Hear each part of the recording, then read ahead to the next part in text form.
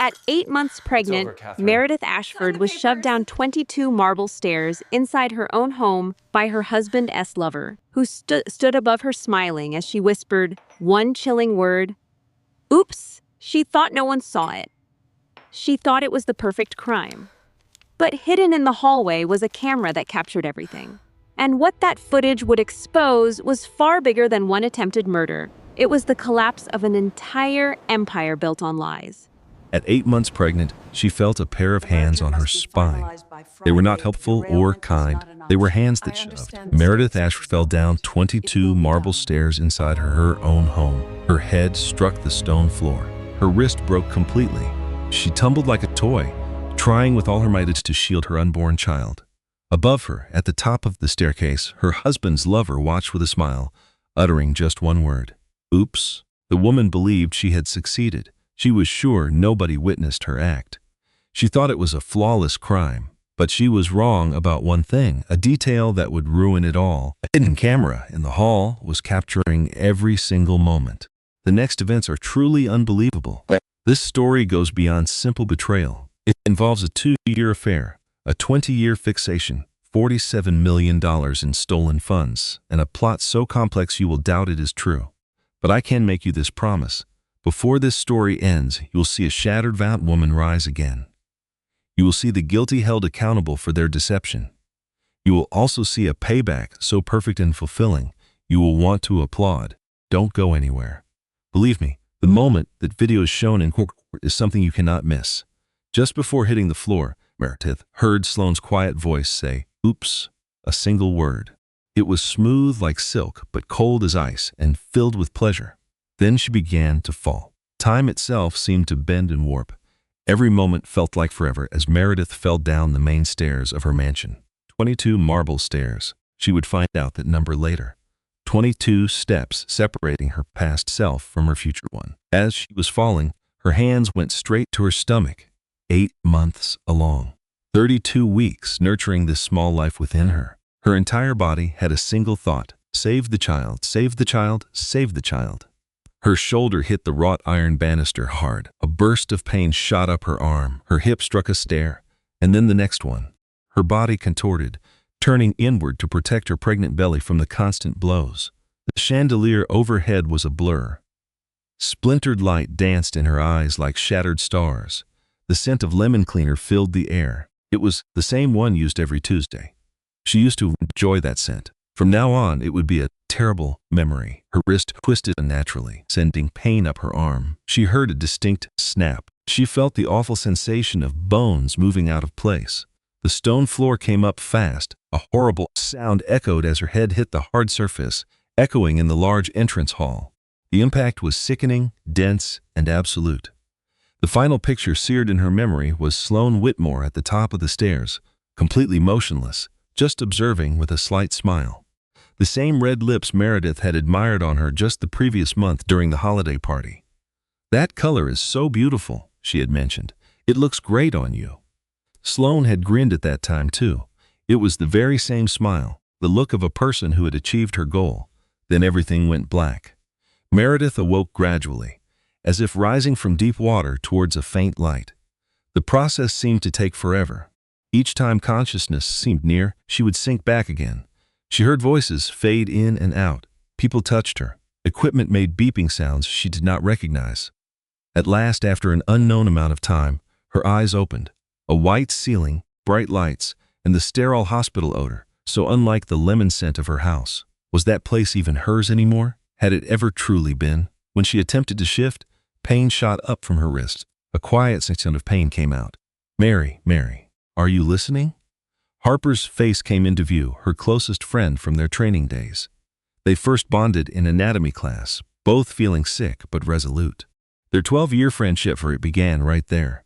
Now Harper appeared more exhausted than ever before, with dark rings around her eyes and worried wrinkles on her brow. Her normally neat hair was a mess. How many hours had she spent in that hard chair? "My baby," Meredith managed to say. Her throat was dry and painful, as if she had swallowed shards of glass. She put a hand on her stomach, which was still large. But was there any movement? Was her child okay? The pain medication made it impossible to feel anything. A sharp fear gripped her heart. The baby is okay. Harper took her hand, her grip tight, almost painful. The baby is completely fine. A solid heartbeat, no problems at all. You saved her, Mary. Through the fall and everything else, you saved her. Tears welled up in Meredith's eyes. The relief was so powerful it was like a physical blow, worse than her other injuries. She mentally counted like her doctor instructed during checkups. 1, 2, 3, breathe and wait. And then she felt it.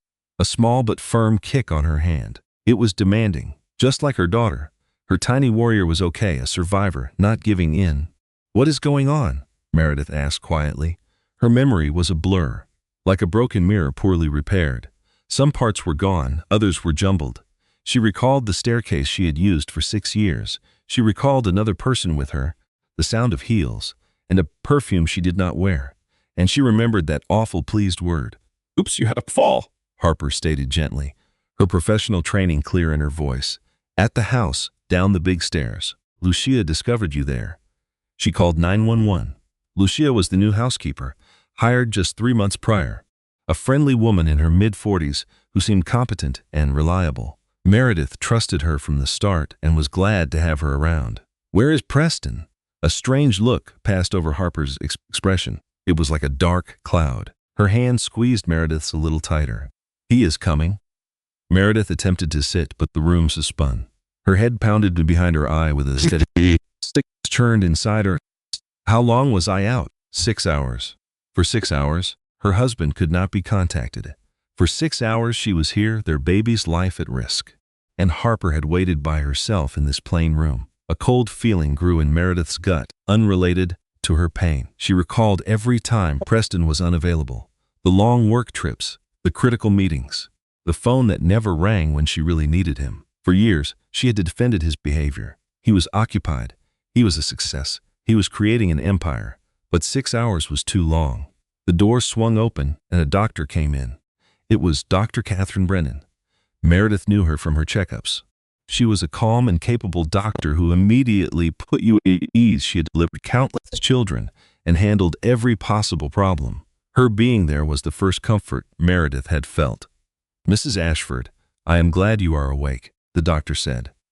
Dr. Brennan looked at the screens and typed on her device. She moved with professional ease. "You have a serious concussion. Your left wrist is broken in 2 spots. You also have many bruises, 3 cracked ribs, and some cuts that needed stitches. You will feel pain for a long time, but your baby girl is incredibly tough.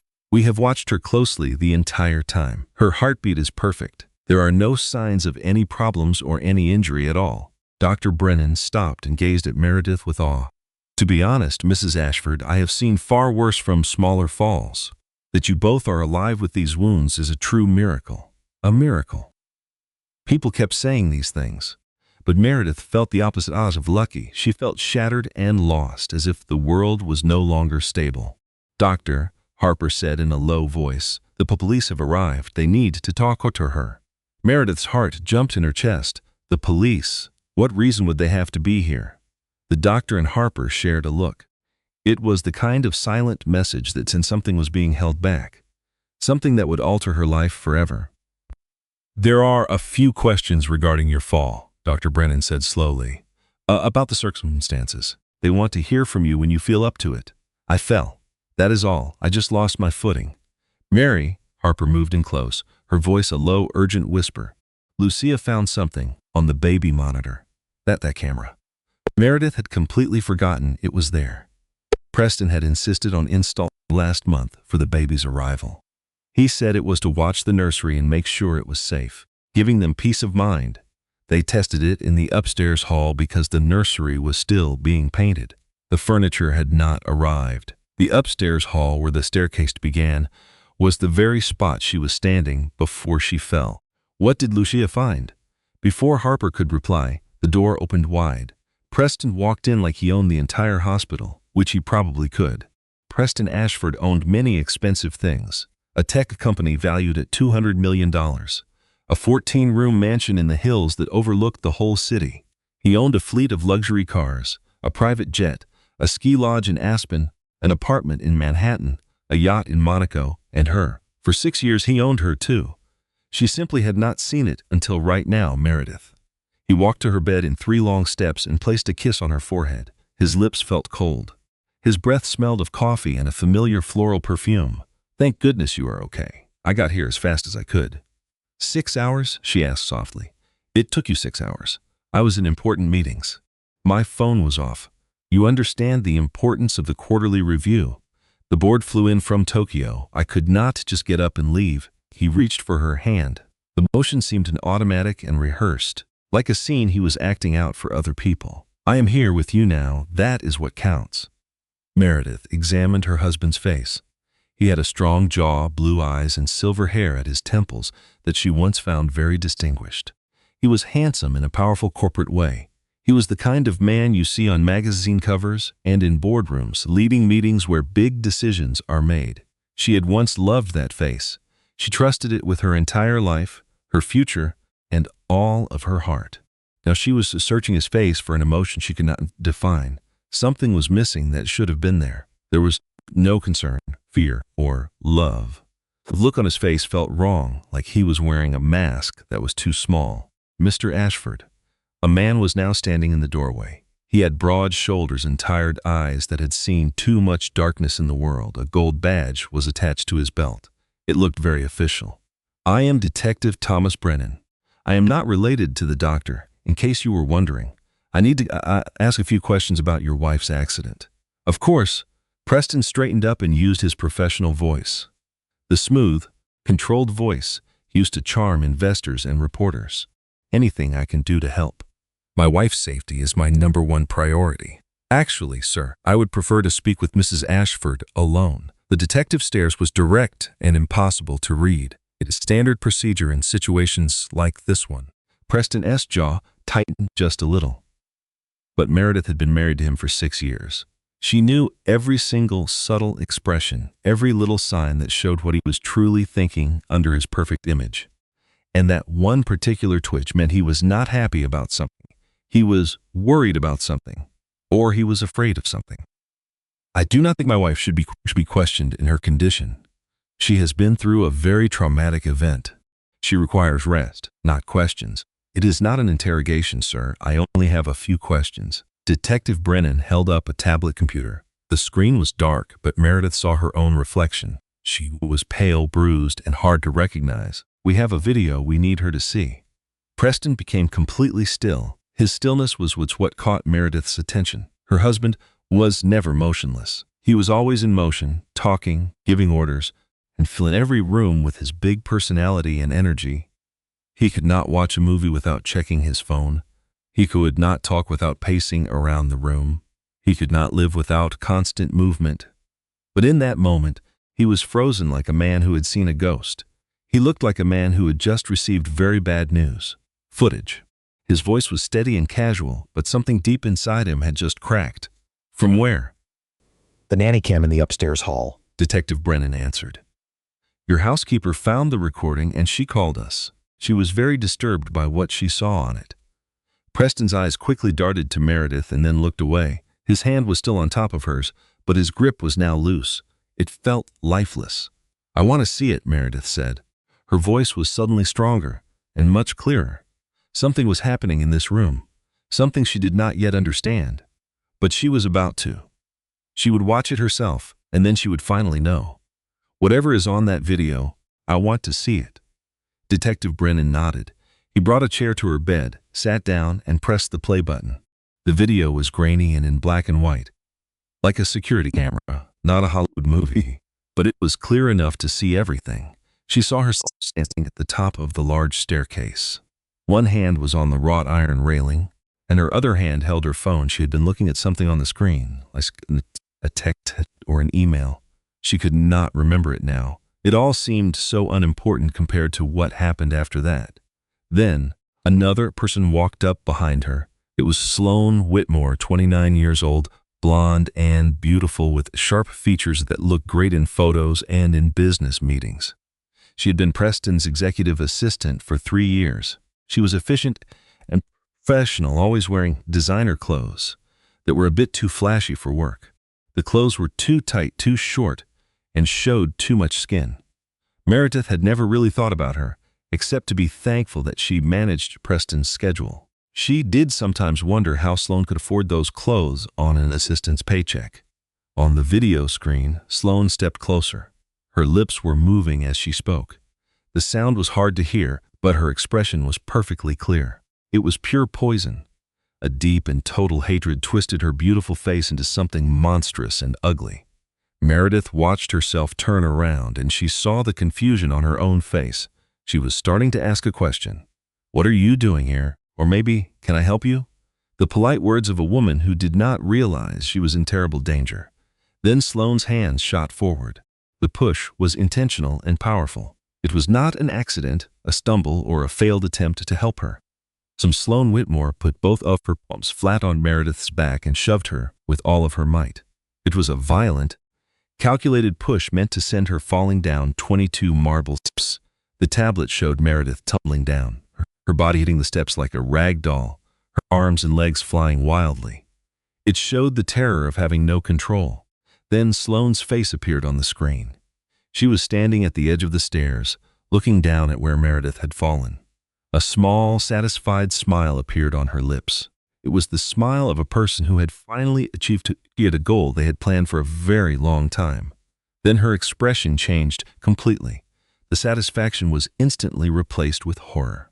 Her mouth opened as she let out a well-rehearsed scream. She ran down the stairs with dramatic urgency. Her acting was perfect.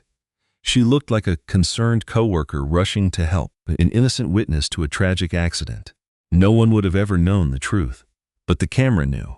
The camera saw it all. The tablet screen then went black. The hospital room was deathly quiet. Harper had her hand clamped over her mouth as tears rolled down her face. Dr. Brennan stood frozen near the monitors, his professional calm completely shattered. Detective Brennan watched all of them with careful, observant eyes. And Preston. Preston was staring at the tablet with a look Meredith had never seen on his face. It was not horror at what Sloane had done. It was not anger at the woman who had just tried to kill his pregnant wife. It was not sadness or shock or any of the emotions a loving husband should have at that moment. It was not even surprise. It was fear. Preston Ashford was afraid, but he was not afraid for her. He was afraid of something else completely. He was afraid of what this video meant, what it showed, and what would happen to him next. "Where did you find that?" His voice came out rough and strained. "That is private property.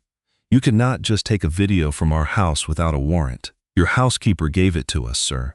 Detective Brennan's voice became flat and businesslike. It was the tone of a man who knew a guilty person when he saw one. She saw the aftermath and she protected the evidence before it could be erased. "Erased? What are you trying to say?" "This is obviously a mistake. Sloane was probably trying to catch my wife. My wife lost her footing. Sloane tried to help her.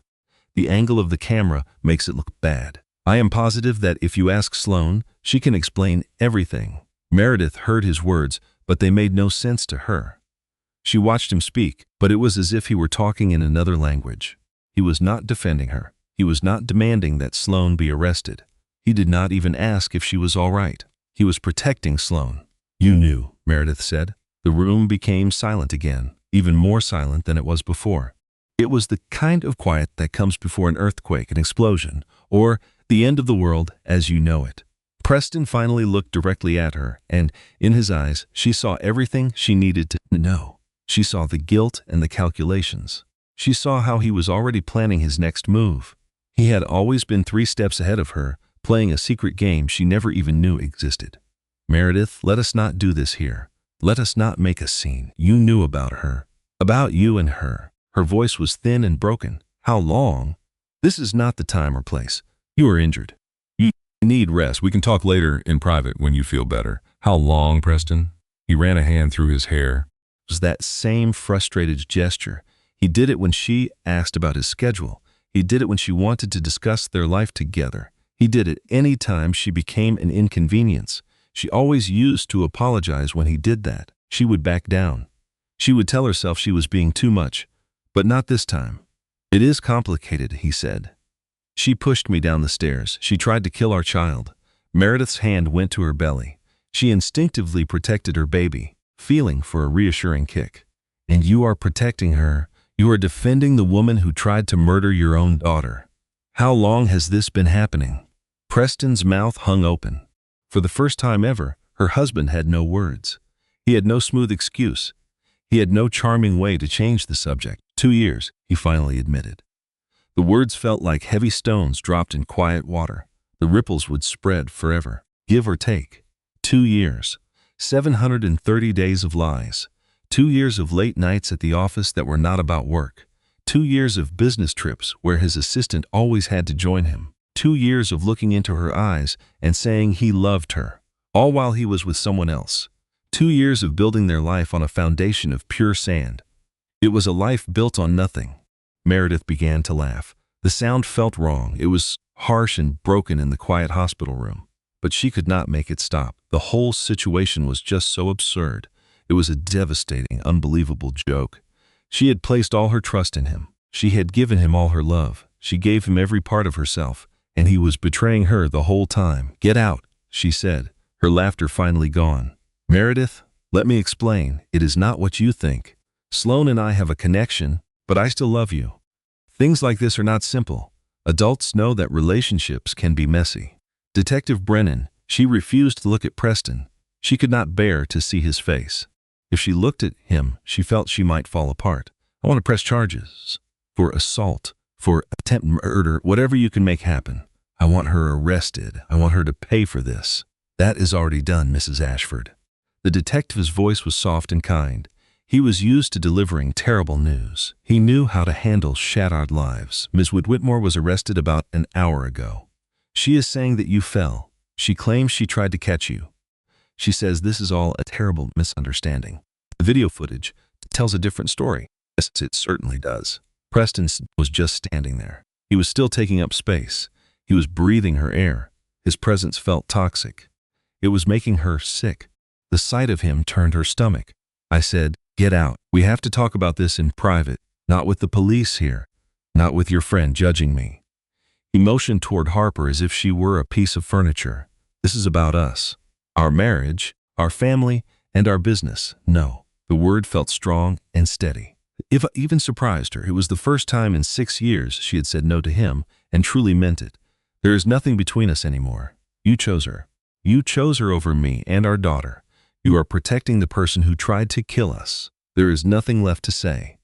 You are being too emotional. The hormones, the stress, the medication. You are not thinking straight. When you are calm, you will see this situation differently." Harper made a low, dangerous sound. It was like an animal protecting its baby. "You need to go now, or I will call security to remove you. This is my wife and my child. You cannot keep me away from them. I have my rights." "Actually, sir," Detective Brennan said. He stepped between Preston and the hospital bed, his head rested near his badge and his weapon. "Under the circumstances, I suggest you leave on your own. We will need to question you about what you knew of Miss Whitmore's actions. I must advise you that anything you say now can be used in this investigation." Preston's expression changed rapidly. He went from angry to calculating to pretending to be calm. The mask he wore kept slipping. Finally, he stepped back. "This is not over, Meredith. We will talk about this. When you have calmed down, when you are thinking clearly, when you realize what you are giving up." He left without a single look back. The door clicked shut, and Meredith finally allowed herself to cry. These were not quiet tears. These were powerful sobs that came from deep inside her. They were ugly, loud, and raw. It was the sound of a woman whose world had just ended. Her foundation was gone. Her future had been stolen from her. It was replaced with something unknown and terrifying. Harper just held her. She did not say a word. She just held her and gave her tissues. That is what a true friend does. It is what a sister does. It is what someone who loves you without any conditions does. Outside the window, the sun was setting. It was pink and gold and looked so normal. The world kept moving as if nothing was wrong. As if Meredith Ashford did not just discover her life was a lie, but something was very wrong. Everything had changed, and she could never go back. 3 days went by in a hospital haze. Doctors checked her vital signs every 4 hours. Nurses watched the baby's heartbeat. The machines beeped and printed long paper strips with wavy lines. Therapists taught Meredith how to manage with a broken wrist. They showed her how to deal with cracked ribs that made each breath painful. Harper never left her side. She slept in the hard plastic chair next to the bed. She brought good coffee from a cafe down the street. She screened all her calls and turned away visitors. She handled questions from people who had seen the news. Because now, it was a news story. Someone must have leaked the information. Maybe a hospital worker. Maybe someone from the police. Maybe it came from Preston's company, where gossip spreads so quickly. Tech billionaire's pregnant wife injured in fall. Mistress questioned in the attack. The headlines were everywhere. Meredith did not look at them. Harper made sure of it. Preston did not return. He sent one long text message on the second day. He said he needed space. He said things were very complicated. He hoped she would be reasonable after the shock passed. He said 20 years of friendship with Sloane could not be thrown away for one mistake. Meredith read it twice. She let each word sink into her mind. 20 years of friendship. He had known Sloane for 420 years. He knew her before he even met Meredith, before his first company, before everything. Meredith never knew. In 6 years of marriage, he never mentioned it. He never said his assistant was a close friend of 20 years. She deleted his message and did not reply. Then she blocked his number. It was not enough to fix things, but it was a start. On the third morning, Detective Brennan came back. He looked very tired. It was the kind of exhaustion that comes from too many late nights, too much coffee, and carrying the weight of other people's pain. Meredith knew that look very well. She had seen it on her own face in the mirror for 3 days. Sloane Whitmore had her court hearing yesterday, he told her. He sat in the chair Harper had just left. She is out on bail. $250,000. Your husband paid it almost immediately. Meredith just nodded. She was not surprised. The shock had turned into something cold and hard. She still says it was an accident. Her lawyer claims she was trying to catch you when you fell. He says her hands were behind you to help, not push. He says that the video is misleading and does not show the whole story. The detective's face showed exactly what he thought about that excuse. But our tech team improved the audio from the security camera. They were able to isolate her voice. It was perfectly clear. She said something right before she pushed you. Oops. Detective Brennan blinked slowly. You remember her saying that? I remember everything now. Meredith's hand rested on her stomach. The baby kicked her palm. The baby was strong, a little fighter who survived the impossible. I just did not understand the memory until I saw the video. My brain recorded it, but I could not access it. I thought I had imagined it. That one awful little word, that one satisfied little whisper. The audio is going to help the case a great deal. That single proves she intended to harm you. It shows she knew what she was doing, and she enjoyed it. He stopped and leaned in. That smile on her face after you fell, the way she just watched you on the floor, juries really pay attention to that. They see that, and they know they are looking at a person with no guilt. Could it be enough? I have seen people convicted with much less. That video is devastating. The audio is devastating. Her smile is devastating. He paused again, and his look became very serious. I have to warn you, her lawyer is very expensive. He is one of the best defense attorneys in the state, and your husband is willing to pay for a big fight. He has also hired a public relations firm. Stories about you are already going around. They say you have mental problems, that you are jealous, that pregnancy hormones are making you crazy and paranoid. Of course, this was Preston's work. He was trying to control the story. That is what he always did. He controlled everything. He controlled how people saw things and everyone around him. I spoke with Lucia Rodriguez, Detective Brennan said. Your housekeeper. She was very cooperative. The way he said it suggested there was more. She had some other information. She believed you should know about it. Other information? The camera in the hallway was not the only one in your house. It seems your husband had cameras put in all over the mansion. For security, he told people. The video is saved to a cloud server. Lucia has worked with you for 3 months, and she noticed some very troubling things. She copied some of the recordings. She wanted you to see them. Before Meredith could even ask, the door opened. Harper came in with 2 coffees and a bag that smelled of cinnamon rolls. Behind her stood Lucia. She was a small, strong woman with kind eyes that had seen far too much. She looked worried and uncomfortable, like a person who has to share terrible news, but is determined to do it. Mrs. S. Ashford. Lucia held a flash drive in her hand. Her knuckles were white. Her accent, which was normally gone after 40 years in America, returned when she was emotional. I am so sorry. I should have told you before. I should have spoken up. I just did not know how to do it. I did not know if it was my place. You were my boss's wife, and I only worked for you. I also thought maybe I was seeing it all wrong. Told me what, Lucia? The housekeeper looked at Detective Brennan. He gave her a small nod. It was permission. It was encouragement. I was fired. Lucia said yesterday morning, Mr. Ashford called me himself. He said I was no longer needed. He said my last paycheck would be mailed. He said if I talked to anyone about the things I saw in the house, he would take legal action. He fired you for calling 911, for saving my life? I believe so, yes. For the video, and for not telling him first. For not being loyal. Lucia's bottom lip shook. But before I left, I copied everything. It is not just the day you fell. It is all of it. Everything the cameras recorded for the last 4 months. She held the flash out. It was like a dangerous gift that could either save a life or end one. Harper took it and put it in her laptop. The screen filled with folders from as far back as August. There were hundreds of hours of video. It was a movie about a marriage Meredith did not know she was in. What am I seeing? The truth, Lucia said softly. About what was going on in your house when you were gone, when you were at work or visiting your mother before she died. Her voice cracked. I am sorry, Mrs. Ashford. I am so sorry you have to see this, but you must know. You have a right to know. Harper clicked on a random file. The date was September 15th. The location was the master bedroom. It was Meredith's room, a place she designed herself. She picked out every color and piece of furniture. The bed had a special headboard she found in Vermont. Her wedding picture was on the nightstand. Her grandmother's quilt was on the bed. Her closet door was open, showing the clothes she wore and the life she lived. Sloane was on the screen. She was wearing Meredith's blue silk robe with the cherry blossoms. It was a 30th birthday gift from her mother.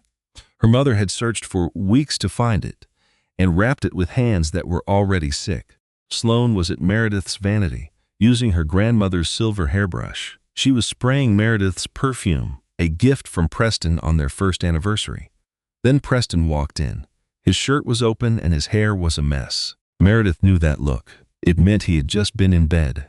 She will not be back until Tuesday, he said casually. He sounded completely relaxed. Stop worrying. You can calm down. I am not worried. I just want you to tell her already. I am tired of sneaking around like we are doing something wrong.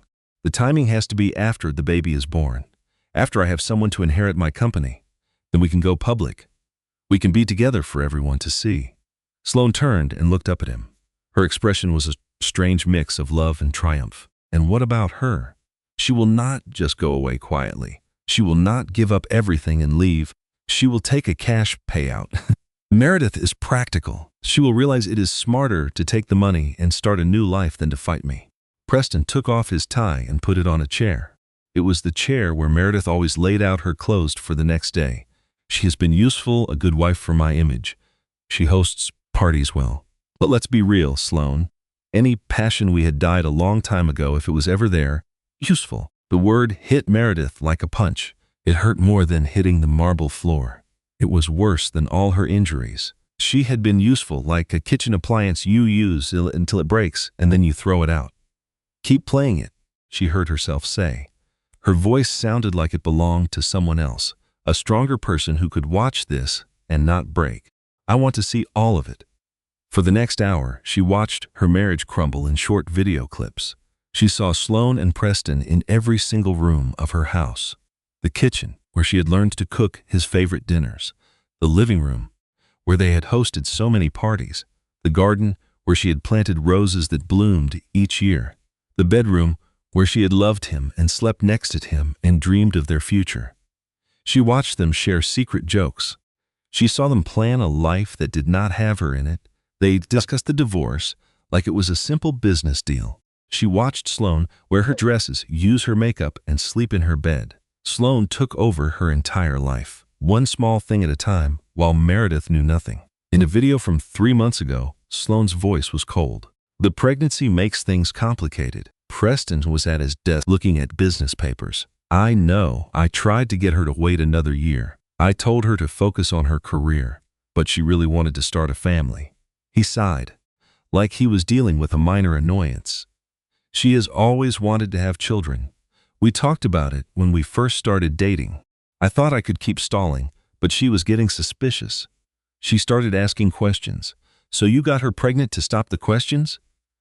It was easier than explaining why I did not want to, and a child connects her to me. She will be less likely to cause trouble when the time comes. You should have just told her the truth. And say what? Sorry, darling, but I have been in love with someone else for 20 years. I only married you for your family's money and your good image. He laughed, but it was a cold, bitter sound. She would have made a huge scene. She would have gone to the media and destroyed my reputation. This way is much cleaner. Cleaner, Preston, there is going to be a baby, a real human. My heir, he corrected her. That is different. He looked up at Sloane. The Ashford name has to continue. A child odd with the right background, the right genes. Meredith comes from a good family. She is educated and attractive, with no history of health problems. She will produce a healthy heir, and after that, she will be taken care of and we can finally be together. Taken care of. He said it like she was a problem that needed to be solved. Sloane moved to the desk, her eyes sharp and calculating. What if I will not wait another 9 months, or another year while you act like a happy father? You must learn patience. I have waited 20 years for you, Preston. I was patient when you married your first wife. I waited after the divorce, thinking you would finally pick me, but then you met Meredith at a party. I was patient when you asked her to marry you 3 months later. You said it was only for show, only for your business. You said it was just for a few years. I have always been loyal to you. I always kept my word. Just wait, you said. But there are other ways. Sloane's voice got lower and much colder. Pregnancies sometimes fail. Accidents happen. Women can fall down stairs. They can have health problems. They can miscarry. It is sad, but it is not unusual. No one would think it was your fault. The room was quiet. Meredith saw Preston's face on the video. She watched him think about Sloane's terrible idea. She could see him weighing his choices in his eyes. Let us not talk about that, he finally said. Not now. She can have the baby. I will wait for a year, maybe even 2. Then we can continue with our plan. A simple divorce, a lot of money for her, and promise to keep quiet. Then we can have the life we always dreamed of. And if I refuse to wait, then you must trust me like you always have. The video stopped. The screen was now dark. Meredith looked at the date that was frozen on it, October 15th. It was 3 weeks before she fell, three weeks before Sloane ran out of patience. There is one more video, Lucia said. Her voice was a soft whisper. It is from 2 weeks before the accident. This one is much worse. I did not know if I should show you. Show it to me. The date on the screen said October 29th. The camera showed the second-floor hallway by the stairs. It was the same hall where Meredith fell 22 steps to the marble floor. Sloane was on her cell phone. Her back was to the camera, but her voice was strong. She sounded sure of her decision. I do not care what he says. I am finished waiting. I have waited for 20 years. I watched him marry 2 other women. I was his secret, his affair. The awful truth he hid. I will not do it anymore. She paused, listening to the person on the phone. Mother, I know exactly what I am doing. I have a plan. Another pause. If she does not have an accident, I will create one for her. It is not very hard to do. The stairs are very steep. She is pregnant. She is always tired and not paying attention. She is always looking at her phone. She does not always hold the railing. These things can happen. They happen to people every day. Meredith felt her face grow pale. Her hands became cold as ice. Her heart was beating too fast and too hard inside her chest. I am serious, Mother. I have spent 3 years with this man in his own house. 20 years of my life I have waited for him, loved him, and believed him. He said I was the one he truly wanted. She has everything that I should have. The house, the name, the status, and the husband.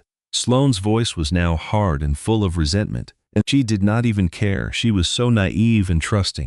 She followed him around like a little puppy, believing all his lies. It was just pathetic. She paused again. I do not care about the consequences. I only care about the result. And I want the result to be that I am the real Mrs. Preston Ashford. Not the temporary one, not the one who waits. The actual wife. Her voice became soft, almost loving. I have earned this, Mother. After all my sacrifices and all the years I deserve to get what I want. The call was over. Sloane turned and faced the camera. For a moment, she looked right at the lens, as if looking at Meredith, her face calm and certain. She had made her choice. Then she walked down the stairs, toward the life she wanted and the plan she had made. The room was completely silent. Harper held a hand over her mouth. Her face was pale with shock. She looked like someone who realized a horror movie was a true story. Detective Brennan was on his phone, his voice low and serious. He said words like premeditated, conspiracy, and more charges.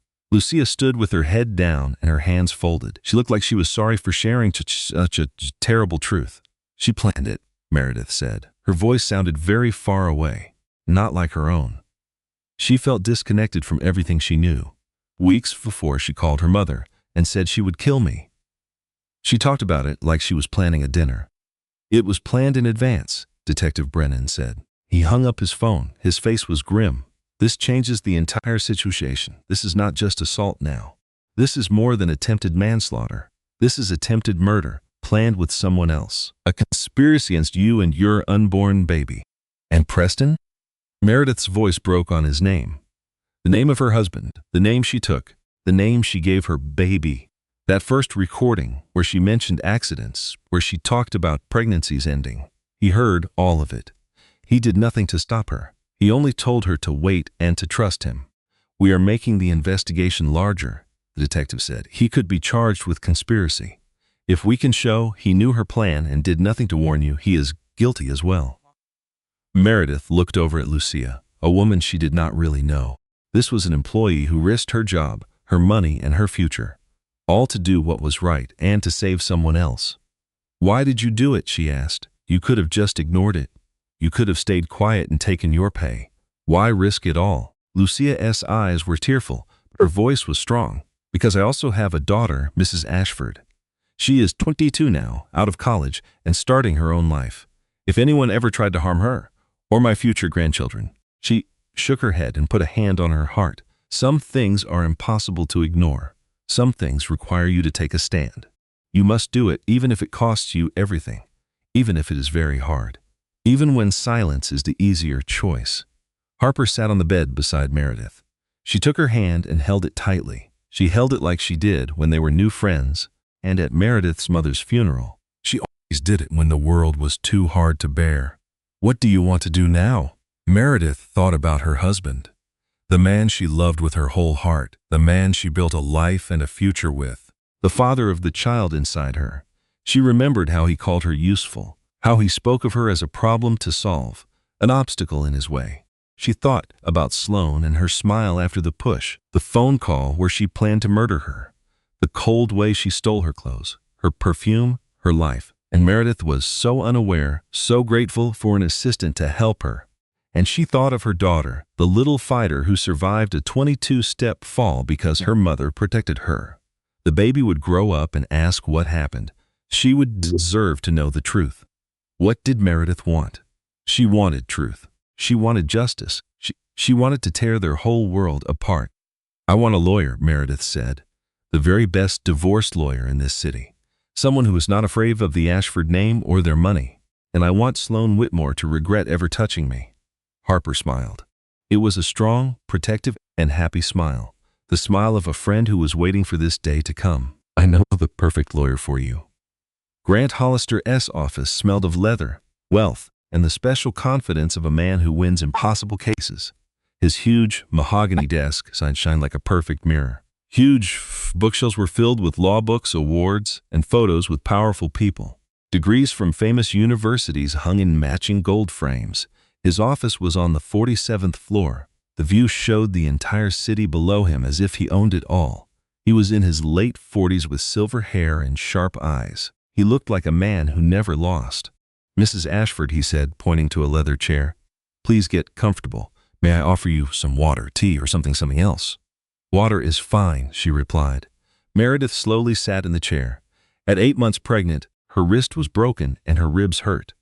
Simply moving was still a great effort. She tried to find a position that caused less pain. Harper stood close by, ready to help her. She had been like this since hospital and would likely always be. I have seen everything, Grant said after they were seated. The videos, the police files, the first reports. from the investigation and the new recordings from your housekeeper. He placed his hands together on the desk. His face was a perfect mask, the kind lawyers learn to wear. I have to be completely honest with you. In 23 years of family law, I have never seen a case like this. Is that a good thing or a bad thing? It is very good. For your husband and his lover, it is a disaster. He pushed a thick file across the desk. This is not just a divorce anymore, Mrs. Ashford. This involves criminal activity, fraud, and even attempted murder. And if I am right, there are major financial crimes here too. Financial crimes. I have hired a forensic accountant, Margaret Chen. She is the absolute best. She was with the FBI for 15 years before starting her own firm. She's been going through the financial records of Ashford Technologies. He stopped talking, letting the quiet hang in the air. She has already found some very strange things. Hidden bank accounts in the Cayman Islands and Switzerland. Large money transfers to fake companies that do not appear to exist. Payments for work that was never done. And company expenses for trips that never took place. Meredith absorbed this information very slowly. Her husband, the same man who criticized her about the household spending, the man who questioned every single purchase over to $500. He made her feel terrible for getting new furniture for the baby's room. He told her they had to watch their spending, even as lived in a mansion with 14 rooms and traveled private planes. Do you think he's been stealing from his own company? I think Preston Ashford has a lot of secrets, and the more we investigate, the more we are going to discover. Grant leaned back, touching his fingertips together. The real question is, how much do you want to uncover? How far are you willing to go? All the way, as far as we need to, even if it ruins him. Even if his mother uses all the family's power to come after you. Even if your daughter grows up knowing her father is a criminal. Meredith remembered the video, the recordings, the casual way Preston talked about her. Like she was just a piece of property to be sold off when she was no longer needed. She remembered the silence when Sloane mentioned accidents and miscarriages and women falling downstairs. He made his own choices, she said, all of them, every single lie, every act of betrayal. Every time he looked into my eyes and said he loved me while he was making plans to get rid of me. Those were all his decisions. I am just bringing them into the light. Grant gave a slight nod. A hint of admiration appeared in his eyes. He was a man who knew a fighter when he saw one. Then let us get started. The following 3 weeks were a fast lesson in how a marriage falls apart. Meredith discovered that the giant house in the hills was not owned by both of them. She had believed it was for 6 years, but Preston had kept her name off the property title. He said it was for tax reasons when they purchased it. It's just simpler this way. You do trust me, right? And she had. Of course, she did. She had trusted him with her entire life. She learned the prenuptial agreement she signed the night before their wedding, which she barely looked at because she was so in love and sure they would last forever, gave him full protection of his assets from war to marriage. But she was supposed to get half of everything they earned during their 6 years together, which turned out to be a very large amount. Preston had been very busy during their marriage. He had bought properties she had never heard of. He had investment accounts she knew nothing about. He owned art collections hidden away in secure vaults. All of it was bought with money they had earned together, but hidden inside fake companies and trusts that Meredith never knew about. He has been planning this for a very long time, Grant said in one of their meetings. Documents covered the conference table, showing charts and proof of his lies. He was building ways to escape, hiding money, and creating layers of legal protection for himself. His affair with Sloane was not a mistake. It was a business plan. She has been helping him set up the financial side of this from the start. So she is more than just his lover. She is his partner in crime. She has been from the very beginning, from what I can see. Grant then showed her a chart he had made. It was a web of names, dates, and connections. They first met at a business event in Chicago 4 years before you got married. She was at a rival tech company at the time. Their relationship started back then, and perhaps even earlier. 6 months after that event, she became his executive assistant. Within a year, she was managing parts of his business that you were never allowed to see. Meredith let this new information sink in. It felt heavy, like a stone in her stomach. The betrayal just kept getting deeper and more painful. Every time she thought she understood how bad it was, a new, more horrible truth was revealed. "What about my mother's funeral?" she asked in a low voice. Grant's professional expression changed, softening for a moment. "What about it?" The video from September. "I was in Denver from Barrelsville saying goodbye to the woman who had raised me. They were in my home, in our bedroom, in our bed." Her voice broke. "While I was at her gravesite, Sloane was trying on my mother's robe, using her perfume, and sleeping with my husband in my mother's bed. I have seen those gray recordings. Yes, she wore my mother's necklace." The words came out with no emotion, but underneath the numbness, a powerful anger was starting to ignite. It was a fire being fed by a pain that would never go away. There is a video from October 2nd. Sloane is looking through my jewelry box, the same jewelry box my mother gave me for my 18th birthday. She puts on my mother's pearl necklace, the one my mom wore when she married my dad, the one she gave me the day before she passed away. She could barely talk then. She just held my hand and told me she loved me. Meredith's voice cracked. Sloane held the necklace to her throat and said the color looked better on her, and Preston just laughed. He actually laughed and told her I would not even notice it was gone. He said I was too sad to see what was happening. Harper made a sound that was half anger and half a sob, and he was right, Meredith said. I did not notice. I returned home from burying my mother and everything seemed fine. Everything was in its proper place. He hugged me at the door and said he was so sorry for my loss. He made me tea and held me as I cried. And all I could think was, at least I have him. At least I have my marriage. At least I am not all alone. A heavy, painful silence filled the room. "This is the real man I married," Meredith finally said. "This is what he was like all along. I just refused to see it. I did not want to know the truth. I was so in love with the idea of him that I ignored the real person who was right in front of me." She remembered their wedding day 6 years ago in June, the beautiful garden wedding she had dreamed of her whole life.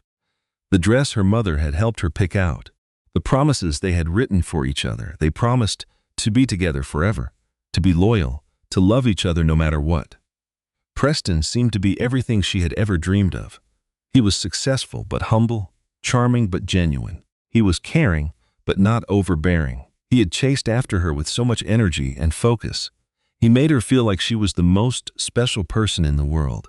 But looking back, she could now see all the warnings, the little red flags that she had ignored or made excuses for. The way he slowly cut her off from her friends, one by one. He would say one was jealous of her, or another was a bad influence. Soon, her world became very small, and she depended on him for everything. The way he controlled all of their money. He told her she was not good with numbers. He made her have to ask him for money. He made her explain every purchase and feel bad for wanting things. He made all their decisions and pretended it was because he was taking care of her. Where they lived, what they ate, and who they saw. It was always what he wanted, but he presented it as what was best for both of them. She had confused his control for love, his possessiveness for passion, and his manipulation for care. "I should have listened to Louise," she said. "Your sister. We have not talked in 4 years. She tried to tell me before the wedding. She came to my apartment just 3 days before the ceremony, and she begged me not to marry him. She told me Preston was all wrong for me, that he was too controlling, too selfish, and too focused on himself above everyone else." Meredith gave a bitter laugh. The sound hurt her throat. She says I was starting to vanish into him, losing myself a little at a time, becoming the person he wanted me to be instead of the person I truly was. So what happened? I accused her of being jealous. Jealous of my life. Jealous of how happy I was. Jealous that I had found someone to love and she had not. The shame of that moment still burned her. We had a huge argument. I said terrible things I can never unsay, and I picked him over my own sister, the only family I had left in the world after our dad died. Have you considered calling her? I have thought about it every single day since I saw that video. But what could I possibly say to her? You were right, and I was completely wrong. My husband's mistress tried to murder me and my unborn child. She just shook her head. I have to get through this situation first. I need to feel strong enough to tell her how wrong I was. Strong enough to look her in the eye, knowing she saw the truth when I could not. The meeting concluded with plans and strategies. Grant explained every step carefully. The lawyer laid out the long road ahead. There would be divorce papers, investigations into assets, and legal motions. He called it a marathon, an emotionally draining fight they were sure to win. "The proof we have is impossible to ignore," he said as Meredith got up to leave, leaning on Harper's arm, her body aching with every single step. With the video footage, the bank records, and the criminal investigation, Preston Ashford will lose everything he cares about. His good name, his company, and his freedom are all on the line. Grant paused to let his words sink in. The question is not if we will win, but how completely we will take him down. Did Meredith not feel like a winner as she left? She felt completely hollow, as if her entire life had been a lie. Harper drove her back to the little apartment they were sharing, not the grand mansion. Meredith could never go back to that house again. She could not bear to walk through those rooms, knowing the truth of what happened inside them. Every surface was tainted with memories that were no longer real. That night, she could not sleep. She sat in the dark, her face lit by the blue glow of her laptop, watching the cursor blink on the screen like a tiny digital heartbeat. She typed in a few words, signs of emotional abuse in marriage. The screen flooded with results. There were lists, articles, and personal accounts from other women who had suffered just as she was suffering. She spent hour after hour reading, and she saw herself in every single story. Being kept away from friends and family? Yes. Having your money controlled? Yes. Being lied to and made to question your own mind? Yes. Making you feel insane for seeing things that were actually true? Yes. He had a charming face for the public that vanished the moment they were alone, giving love and then taking it away as a form of punishment. Yes, she realized she had been living inside a prison he had carefully built around her, and she had never even noticed the bars. She truly believed she was free. She believed she was loved. She believed they were building a life. In reality, she was only building her own cage. At 3 a.m, she typed us something new. How can you tell, hell, if you were being gaslit? The answer was heartbreakingly simple. It happens if you always question your own view of the world. If you find yourself apologizing for things that were never your fault. If you feel lost and unsteady all the time. If you no longer trust your own decisions. If you cannot do anything without getting approval, if you feel like you are going crazy. Meredith had been doing all of those things for years. Every time she felt that something was not right with Preston, every time her gut feeling screamed at her, that small voice in her head whispered that this was wrong. But she always convinced herself to ignore it. She called it paranoia, insecurity, or just the foolish fears of a woman who did not know how lucky she was. But she was never paranoid. She was not being irrational. She had been right from the start. Her instincts were trying to save her life, and she had pushed them away again and again. She had loved a man who did not even exist. This truth was both devastating and liberating. Her baby kicked, a strong and insistent reminder that she was not alone. It showed her there was still a reason to fight. "I know, my little one," Meredith whispered. She placed a hand on her stomach, feeling the life inside her. "I promise I will figure this out for both of us." She closed the laptop and sat in the quiet darkness. She let herself feel the pain she had been avoiding, the grief for a marriage that was a lie, and the anger at the man who had fooled her. She felt the loneliness of losing everything she had ever known, and yet beneath all that pain, a tiny spark of hope refused to go out. Somewhere in that city, Preston was sleeping in their bed with the woman who tried to kill her. He was in the house they had built on a foundation of lies. Let him have it, Meredith thought. She was going to build something new and something better. The pile of financial evidence grew larger every day. Margaret Chan, the investigator, discovered something new each time. Another fake company, another secret bank account, another trail of money that should have been theirs, but had simply disappeared. "He has been doing this for at least a decade," Margaret said in a meeting, showing spreadsheets on her laptop. "He started long before you met him. It is a very careful system. He moves small sums of money so no one notices. He creates fake bills for work that was never done and pays salaries to workers who do not exist."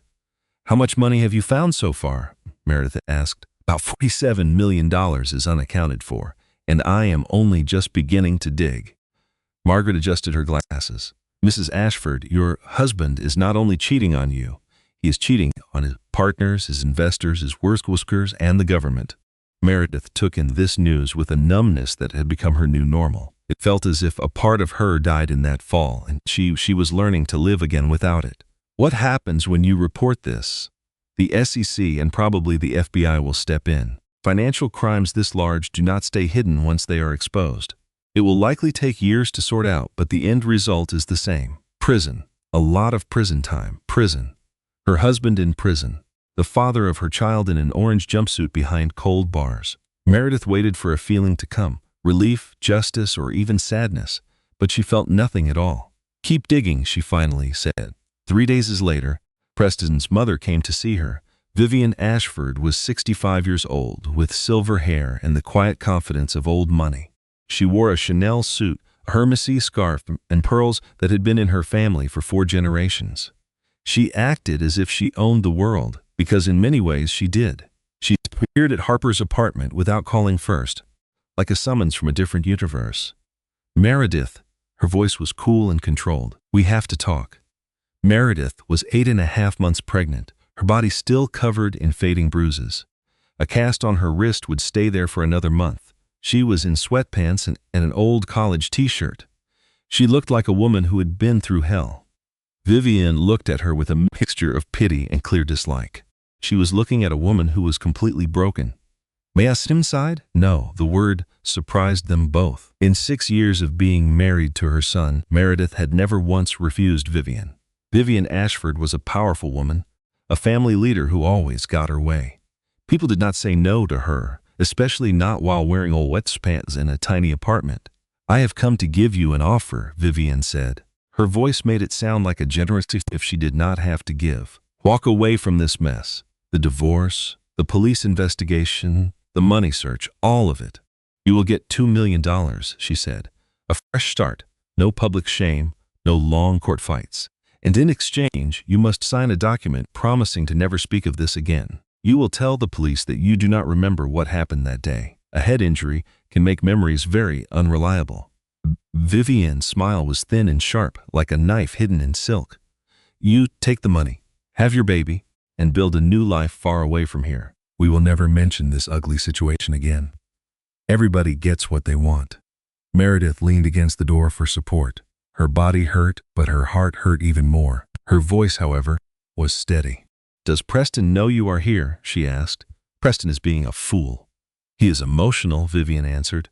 He is not thinking about the family's good name, or the company his great-grandfather started. Men so often fail to use their brains.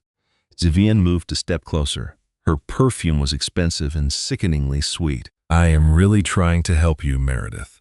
$2 million is more than you would ever get from a divorce. It is more than you could earn in 20 years. Take the money. Disappear. Let this terrible business fade away like a bad dream. Your son's lover pushed me down the 1022 marble steps. An accident. A moment of heat.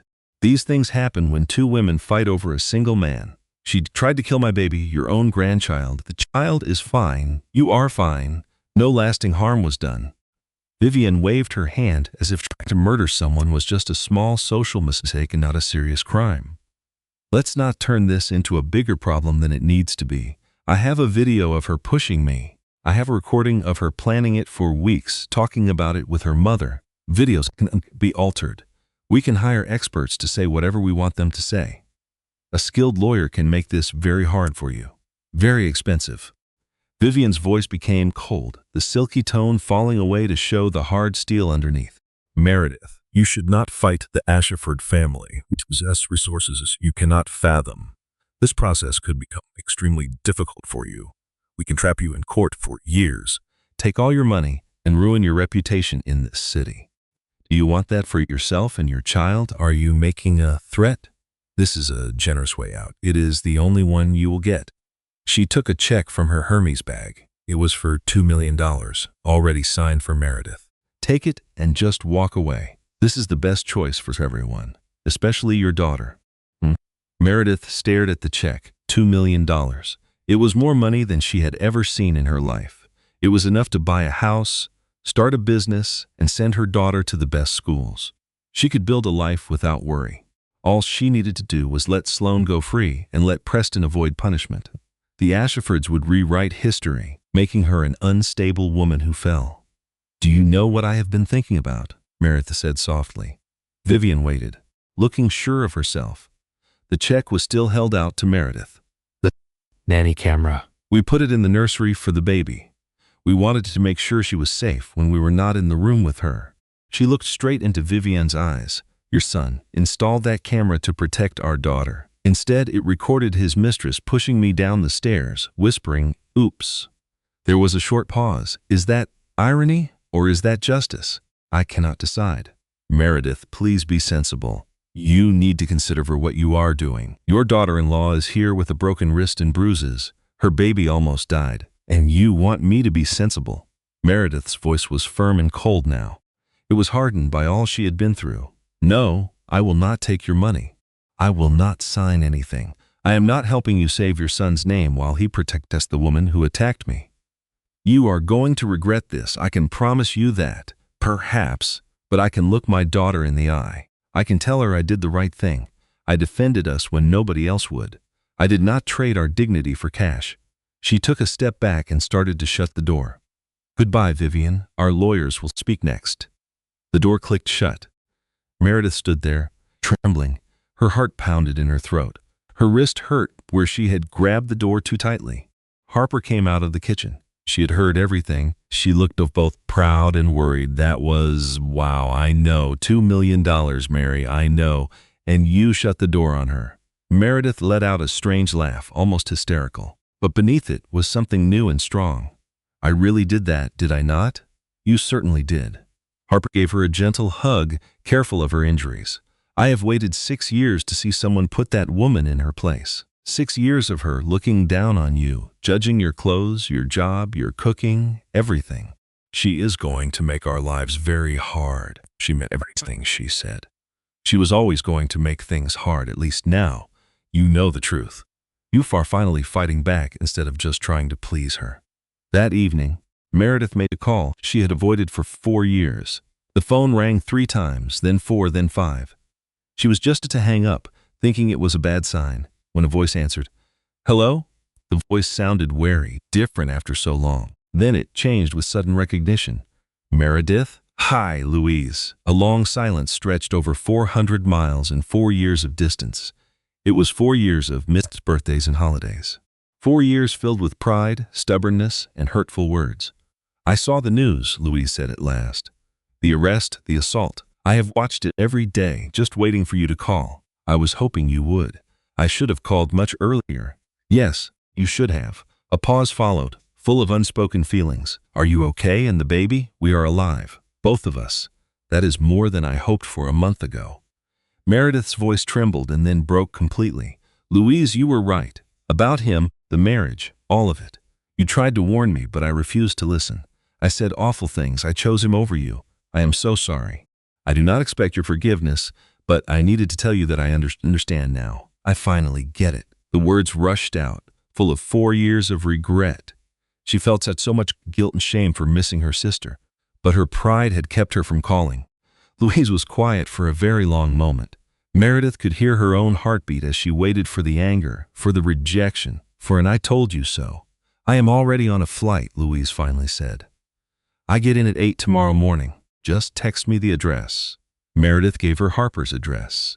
She hung up and sat in the dark crying, but these were not tears of sadness. They were tears of pure relief. Louise showed up the next morning with a suitcase and a laptop. She had a look of determination that Meredith remembered from their childhood. It was the look she got when she was about to fix a problem, no matter what. "You look terrible," Louise said as a greeting. Then she gave Meredith a very long hug. "I am so sorry I was not here soon. I should have tried harder to make you listen. I was not ready to hear it then. I could not see what was right in front of my face. I know." Louise stepped back and looked at her sister. "But you see it clearly now. That's what counts. That is what we have to work with." They spent hours talking about what had happened. They talked about what would happen next, with the trial and the divorce. "I am a lawyer now," Louise told her. "Did you know? I finished school, passed the bar, and opened my own firm in Denver. I handle family law. I help people like you get out of bad marriages like yours. You did that?" "I did. During all those years we were not speaking, I needed to do something with my anger and energy. Louise gave a sad smile. Helping other women leave their awful husbands felt like a good way to use it. I am so proud of you. I know I probably do not have the right to say that, but I am. You always have the right. You are my sister. That never changed. Louise had also brought Margaret Chen, a forensic accountant, with more news. She had found more secret accounts and more proof of fraud. This is much bigger than just personal greed, Margaret said. Your husband used company money to pay off officials and bribe people to approve building permits. He gave money to politicians for favorable laws. She laid out the documents on the table. He is not just a cheater, Mrs. Ashford. He is a major criminal. The scale of it is almost impressive if it were not so terrible. Meredith stared at the papers, the bank records, and the emails. It was a clear trail of her husband's deceit. For years, he told me I did not understand money and that he would handle everything. She laughed without humor. He was stealing from everyone while making me feel bad for buying new shoes. That is classic financial abuse, Louise said. They keep you dependent and uninformed. They make you focus on small things so you miss the big picture. You cannot leave because you do not know where the money is. I really thought he was protecting me. I thought that was love. That is exactly what he wanted you to believe. That is how they operate. 2 days later, Malcolm Foster called. He was Preston's old business partner. Preston had forced him out of the company 3 years before in a move Meredith never fully understood. They met in a coffee shop. Malcolm was in his mid-40s with tired eyes. He looked like a man who had carried a great weight for a long time. He was finally people to help him bear it. I tried to tell people, he said, holding his coffee cup as if for support. When I saw strange things in the company's finances, like transfers overseas and fake bills, I went to the board. I showed them my proof. What did they do? They did not believe me. Preston convinced them that I was the one with the problem. He said I was bitter and jealous because he was more successful. Malcolm's jaw clenched. He told them I was having issues at home, that I was drinking. He said I made bad investments and needed someone to blame. He completely ruined my reputation. I am so sorry. He ruined more than that. He ruined my marriage. My wife left because she believed him instead of me. She thought I was lying about the fraud because I could not stand being in second place. His voice broke. I have been alone for 3 years. I have watched him get richer and more powerful from a distance. I watched him lie and steal and convince everyone he was some kind of genius. Why did you not go to the police? I tried, but I did not have solid proof. I only had suspicions and small pieces of information that were not enough. He opened his briefcase and took out a bulging manila envelope. I have been collecting everything, waiting for someone else to see the truth. Someone more believable than a disgraced partner. He pushed the heavy envelope across the table. It was filled with proof from years of careful work. Everything from the last 3 years is in here, he said. Bank statements, emails, and notes I was not supposed to keep. Even memos that were never shredded. He looked directly at her. Alone, I was powerless. Just one angry ex-partner that nobody would listen to. But you have the video, a lawyer, and the will to see this through. Well, you have credibility as his wife. He paused. Together we might actually stop him. Meredith took the envelope, feeling its weight in her hands. It represented 3 years of one man fighting a system built to protect men like Preston. Why are you helping me? She asked. We are strangers. You have no reason to believe me. This could easily be a trap, and you might still be loyal to your husband. Because I also have a daughter. Malcolm's voice cracked, his professional guard down. She is 20 years old now, fresh out of college, and she thinks her father is a failure, a liar, who invented stories because he was a sore loser. He struggled to speak. I need her to learn the truth. I need her to see I was right all along. I need her to know her father is not the man they all say he is. Meredith understood that feeling, the intense need for someone to believe you, to have your own truth confirmed after years of being told it was false. To have someone look you in the eye and say, yes, I see it too. Then we will make sure she knows, Meredith said. We will make sure everyone knows. That evening in Harper's apartment, surrounded by evidence and friends, Meredith felt a change inside her. The sadness had not disappeared. The anger and fear were still swirling inside, threatening to pull her down. But underneath it all, the new feeling was taking root. It was resolve and purpose. She put a hand on her stomach, and her daughter kicked, a strong and insistent reminder. "We will be all right," Meredith whispered. "I promise you, we both will." And for the first time since the incident, she truly believed it. The criminal case against Sloan Whitmore proceeded with surprising speed. The improved audio from the camera and the recorded phone call about her accident were crucial. Lucia's testimony about the threats she heard added to the evidence. It created a clear picture that even the best lawyers could not erase. A calculated attempt to murder a pregnant woman by her husband's mistress. The media went wild. The story was on every news channel, gossip site, and social media feed in the country. Headlines were sensational. Tech billionaire's mistress accused of murder attempt. Hidden camera captures vicious attack. Meredith turned down every single interview request. Each day brought more calls and emails. Reporters waited outside Harper's home, trying to see the woman at the center of the scandal. She allowed her attorney to handle the press. She wanted the evidence to do the talking. She did not want to become a public spectacle for strangers to judge. But Sloan had a different plan. "She is going to testify," Grant told her during a meeting. Her attorney told the court she will testify on her own behalf. They are aiming for sympathy. The helpless young woman manipulated by a powerful older man, a victim who panicked. But she planned this for weeks. She discussed it with her mother on a recorded phone call. They will argue the call is being misinterpreted, that she was just angry, not making a real plan. They will claim she never meant to do it, that the fall was an act of temporary insanity, not a planned attack. Grant looked worried. It is a desperate, last-ditch effort. But juries can sometimes be swayed by a pretty face and a sad tale. And Preston, he has been called as a witness for the prosecution. They want him to talk about his relationship with Sloan and what he knew about her plans for you. Will he be honest? He will say whatever he needs to say to protect himself. He will tell a story that makes him look like an innocent bystander, not a guilty partner. Grant leaned back in his chair. That is why we must be ready for eps or attempts to place blame elsewhere. The trial started on a chilly Tuesday in November. Meredith, 9 months pregnant, sat in the front row, her belly tight against her maternity dress.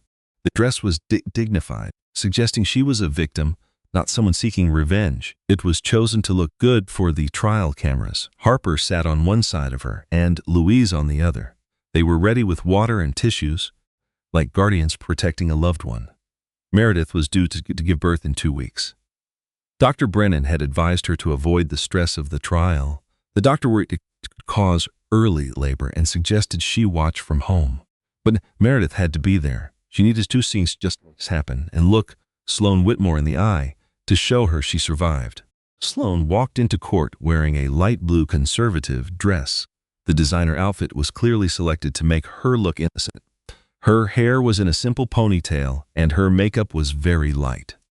She looked like a woman who regretted a terrible mistake, not the smiling woman in the video. She sounded nothing like the woman on the phone who talked about causing accidents. The jury had 7 women and 5 men. They were regular people, chose to decide the future of someone who had done something awful. They would decide if Sloan Whitmore would spend the next 10 in prison. The prosecution started by showing the video. As the lights dimmed, the screen showed a grainy image of Meredith at the top of the stairs. She was holding the railing in her phone, unaware her life was about to change forever. The whole courtroom watched what happened next. They saw Sloan appear, walk up to her, and push her. They saw the fall down 22 steps and the awful sound of her body hitting the marble. Then they saw Sloan's face, a satisfied smile before she put on a look of shock. A juror gasped and covered her mouth. Another juror, a young man in glasses, grew pale. He gripped the arms of his chair tightly. Next, they played the enhanced audio. The room was completely silent as Sloan's whisper came through the speakers. "Oops!" It was quiet but perfectly clear, the sound of success. Then, the recorded phone call was played. Sloan's voice talked about accidents and how pregnant women often fall. She mentioned her plan to become the next Mrs. Ashford. Her tone was casual, as if she were planning a party, not a murder. By the end of the day, Meredith saw the looks on the jurors' faces. They were shocked and disgusted as they understood what had happened. Sloane's attorney tried to fix the damage. He questioned the audio expert and suggested the recordings were altered. He said the quality was bad and the meaning was unclear, but the video told the honest truth. The push, the smile, and the word oops were all on the video. No lawyer could change that. The second day began with the medical testimony. Dr. Brennan, wearing her white coat, spoke with authority. She described Meredith's injuries with clinical precision. She spoke of the concussion, the broken wrist needing months of therapy, and the miracle of the baby's survival. The prosecutor, asked, "Could the fall have been fatal?" "Yes, without a doubt," she replied. "A fall like that is often fatal. The statistics are very clear. A fall of 22 steps onto a marble floor has a death rate about 60%. Dr. Brennan paused, letting the jury absorb that fact. That Mrs. Ashford survived is incredible. That her baby also survived is almost unheard of. In my 30 years as a doctor, I have never seen a mother and child both survive a fall like that. Could you describe how that happened? The way that she fell?" Dr. Brennan's voice became gentle. In the middle of all that speed and chaos, Mrs. Ashford still managed to shield her stomach. She took the blows on her shoulder, her hip, her wrist, and her head. Every part of her body absorbed the fall so her baby would be safe. It was a mother's instinct at its most powerful. She'd protect her child even when she could not protect herself. The defense lawyer had no questions for the doctor. Day 3 was the day Lucia testified. The housekeeper came to the stand in her best dress, a simple navy blue outfit she had worn for her own daughter's graduation from college. She held her purse on her lap as if it were a shield. Her accent got thicker when her nerves grew, but her voice was strong as she told everyone what she saw. She described what she had recorded and what she had saved. The prosecutor asked, "Why did you keep the video footage?" "Because I knew that what I saw was wrong. When I discovered Mrs. Ashford at the base of those stairs, with the blood, I thought she was dead," Lucia said, taking a breath. "I knew somebody had done that to her. The position she was in, the angle, it was not a fall, it was a push. And I knew if I did not save the proof, if I did not protect what was true, it would be gone. These people have money and power. They make problems go away." "What made you so sure it was not just an accident?" "I have cleaned a lot of houses, sir. I have seen a lot of accidents. People who slip, people who trip, people who fall downstairs because they are older or not careful." She shook her head. "This was not an accident. I saw her face, Mrs. Whitmore's face, when she walked down the stairs. Before she began to scream, before she called for any help, there was a smile, a true smile, like a person who had just won a prize." The defense lawyer came forward to ask his questions. He was confident, aggressive, and ready to tear apart her credibility. "Miss Rodriguez, you lost your job shortly after you gave this evidence to the police, didn't you?" "Yes. So, you might have a good reason to be upset with the Ashford family. A reason to want revenge because you lost your job. I might have a reason to be angry. Yes, but I did not invent those recordings. I did not push Mrs. Ashford down those stairs. I did not make Miss Whitmore smile after it happened." Lucia stared directly into the lawyer's eyes. "I only saved what the camera recorded, and the camera tells the truth. How can we be sure you did not change the footage? Edit it to make my client appear guilty?" Lucia blinked, and then she actually laughed a little. "Because I do not know how to do that, sir. I am a housekeeper, not a computer expert. My daughter had to teach me how to send an email. I put a USB drive into the system and I pressed copy. That is everything I did. That is all I am able to do." The jury nodded. Some of them were now looking at Lucia with a kind of respect. The defense lawyer sat back down with no more questions. On day 4, Preston gave his testimony.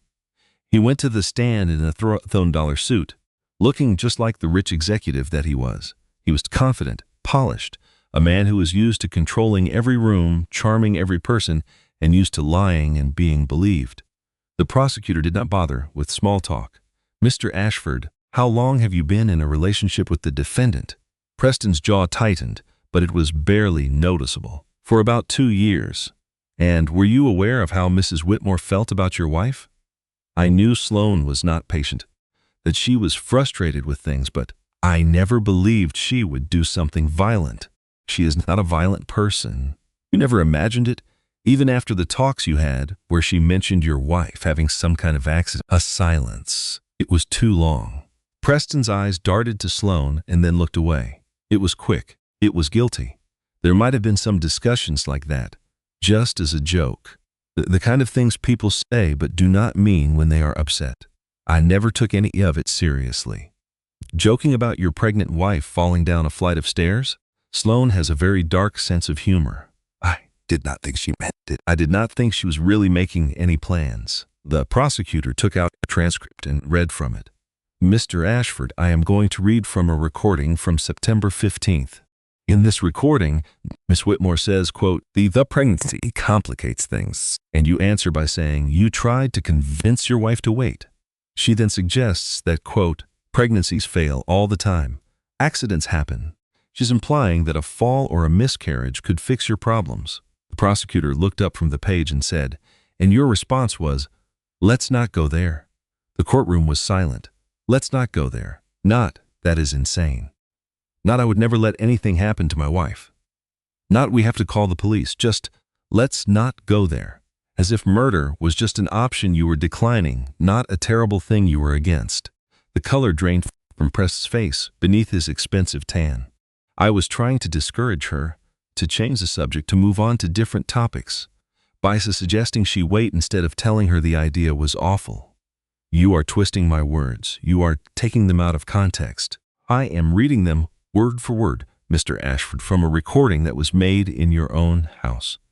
The cross-examinations was vicious. The defense lawyer tried to help Preston, to paint him as another person tricked by Sloane's manipulation, but the harm was already done. The jury had listened to him, they'd seen the recordings, and they had watched him fail to condemn the murder of his pregnant wife while it was being talked about right in front of him. When Preston finally stepped down, any sympathy the jury felt for him was completely gone. Day 5 was Sloane's testimony.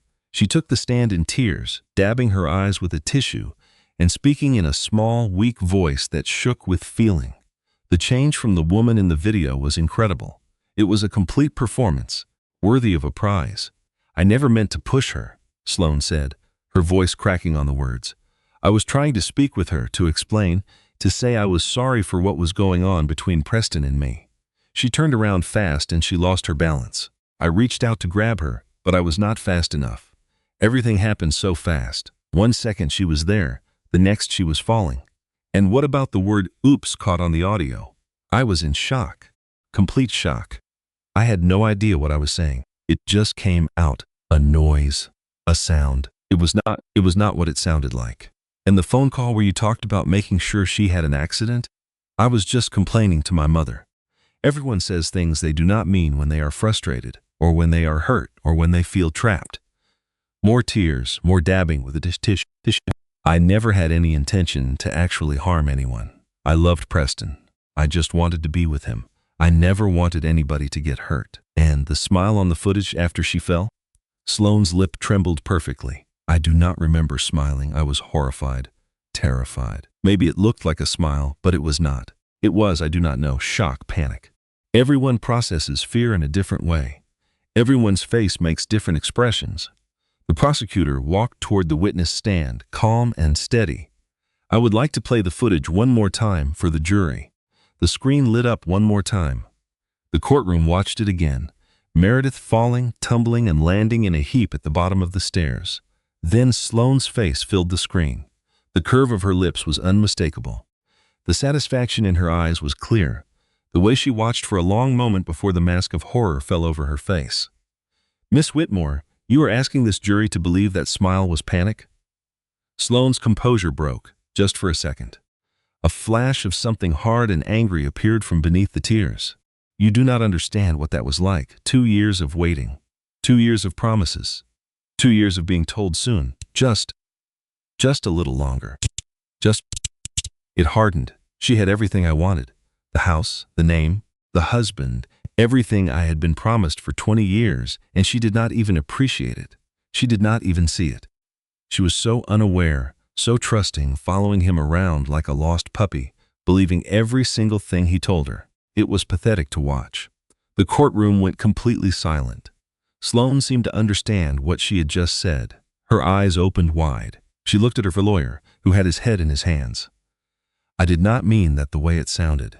I just meant that I was frustrated, emotional. No further questions, the prosecutor said. It was too late. The jury had heard her. The real Sloane Whitmore, the one who was hiding behind the tears and the pretty face and the sad story. The one who had pushed a pregnant woman down the stairs and whispered, "Oops," as she fell. Closing arguments were next. The prosecution was systematic.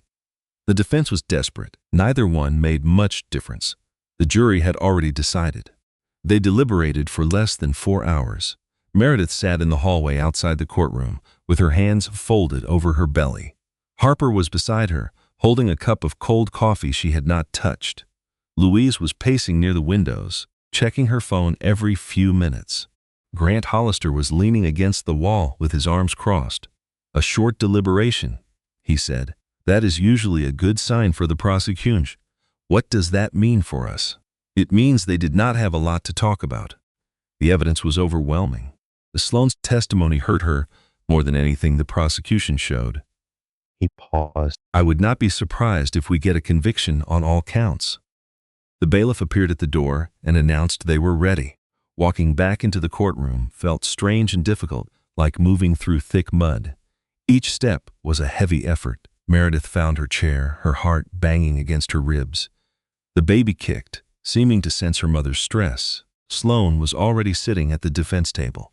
Her calm appearance had returned, but it was fragile now, like a pane of glass ready to crack. The jury entered the room. Meredith studied their faces, searching for any hint of their decision. They kept their expressions blank and professional. The foreperson, a woman in her 50s with steely hair and sharp, observant eyes, rose to her feet. She had watched the entire trial with intense focus. She announced, "On the charge of assault with intent to do bodily harm, we find the defendant guilty." A murmur passed through the room. Meredith heard Harper let out a breath next to her. The foreperson continued, "On the charge of attempted first-degree murder against Meredith Ashford, we find the defendant guilty." Sloane made a small, choked noise. Her attorney put a hand on her arm. The final verdict came. "On the charge of attempted first-degree murder against the unborn child of Meredith Ashford, we find the defendant guilty." It was 3 guilty verdicts on all 3 counts. Sloane Whitmore was headed to prison. The judge dismissed the jury and scheduled the sentencing in 3 weeks. The room exploded with sound as reporters rushed for the exits and lawyers packed their briefcases. People in the audience began whispering to one another in disbelief. Meredith remained perfectly still in her chair. It was finally done. The trial had concluded, and justice was served. Yet she did not feel a sense of victory. Instead, she felt empty and drained, as if she had completed a long race only to find no prize at the end. "Meredith?" Harper gently touched her arm. "Are you all right?" "I am not sure," she confessed. "I expected to feel better, maybe happier or more fulfilled." Harper replied, "You are about to give birth. It is okay to have mixed feelings." As they left the courthouse, the setting sun painted the sky in streaks of pink and gold. The world continued on, unaware of the life-altering events that just happened inside. Meredith pictured Sloane in that courtroom as her entire world fell apart. She would likely spend the next 8 to 10 years in prison. Her career was destroyed, her reputation was in ruins, and her dream of marrying Preston Ashford had vanished completely. Then she thought of Preston, who had watched from the gallery as his mistress was found guilty, and all of his secrets were laid bare for the world to see. Was this what justice felt like? It seemed like it should be, but it also felt like loss and sadness. It was like saying goodbye to a life that had never been real. The car arrived to take her home. Meredith struggled into the back seat, her pregnant belly making every move clumsy. When the door shut, the noise from the courthouse disappeared. Her phone vibrated with a text from a number she did not recognize. The message read, "You think you have won? This is not over. I will appeal, I will fight, and I will find you when I get out." It was from Sloane, who had somehow managed to send a text while in custody. Meredith read the message, letting the threat sink in. After a moment, she blocked the number, erased the text, and put her phone away. "Who was that?" Harper asked from the front seat. "Nobody important," Meredith said. "Not anymore." That evening, Meredith's water broke. She was in Harper's kitchen, eating leftover pizza and listening to Louise argue on the phone with Grant Hollister about her divorce. 1 second she was fine, and the next she felt a sudden warmth and a familiar tightening in her back. "I believe the baby is on its way," she said calmly, and the room instantly shifted into organized action. 12 hours later, Eleanor Meredith Ashford was born in a delivery room. She was surrounded by Harper, Louise, and a group of nurses who knew her story and treated her with great kindness. The baby weighed 7 pounds and 4 ounces, with 10 perfect fingers and toes. She had a full head of dark hair and eyes that shifted between blue and gray. She was perfect and healthy. The first time Meredith held her daughter, she felt a powerful emotion break through inside her. The sorrow, the anger, and the fear did not simply vanish. They were now a part of her story and who she had become. But beneath all that pain, something new was growing, like a flower pushing its way through cracks in the pavement. It was love. It was pure, overwhelming, and so strong it was almost frightening. "Hello, Eleanor," she whispered as tears flowed down her cheeks.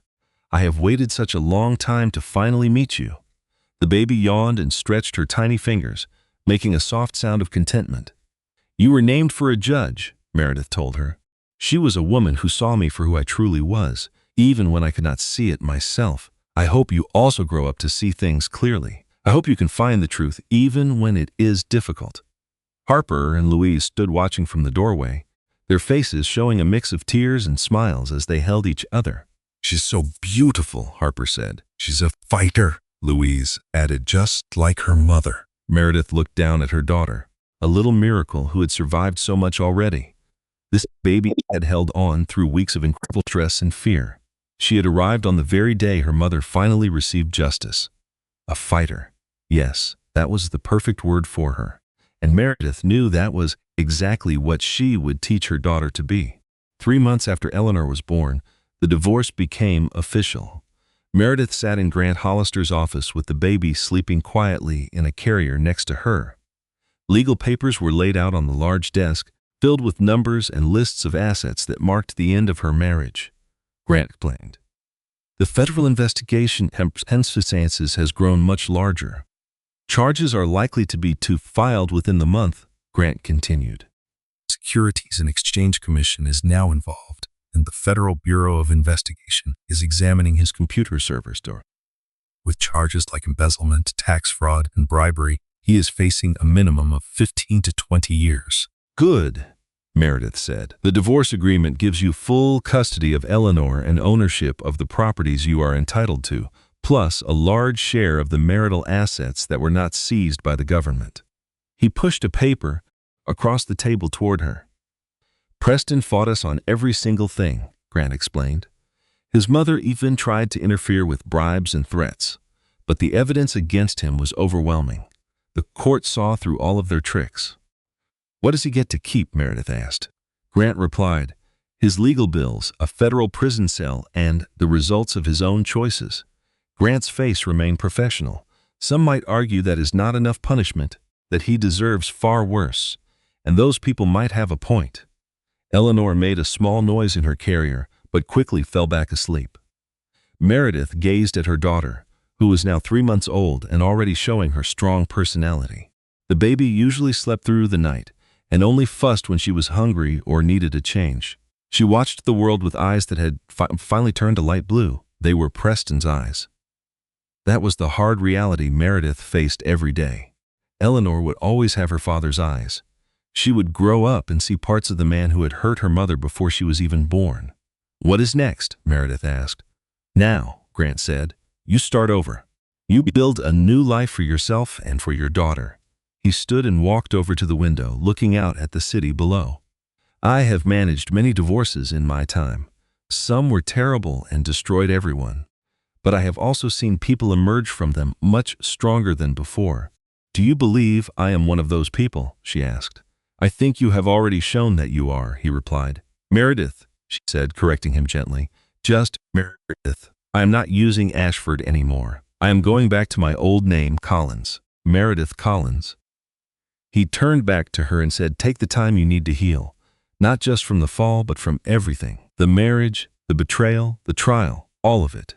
Let yourself feel the loss before you decide what to do next." She left his office carrying a folder of documents and her daughter, who was beginning to wake up. Harper was waiting for her in the lobby. Louise had returned to Denver but made sure to call her every day. Lucia also visited often, fussing over Eleanor like a loving grandmother. Meredith finally had a circle of people who cared for her because they wanted to, not because they were paid or felt obligated. It should have felt like enough.